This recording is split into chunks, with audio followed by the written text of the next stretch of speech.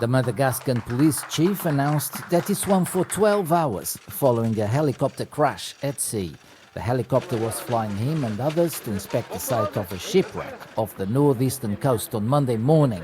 At least 39 people died in the accident.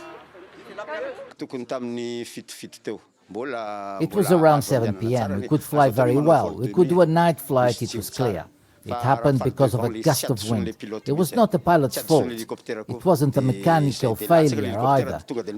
The helicopter dove and got destroyed. I didn't have a life jacket, but the pilot and the mechanic did. I took the pilot's chair as a life belt, and that's how I was saved.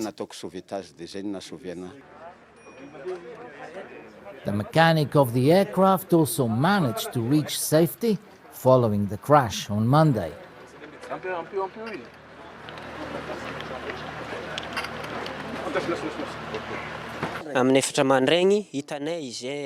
It was about 4 o'clock in the morning. We were adjusting our sails and we saw him. And he called for help and he said, "Help, our helicopter is down, help us."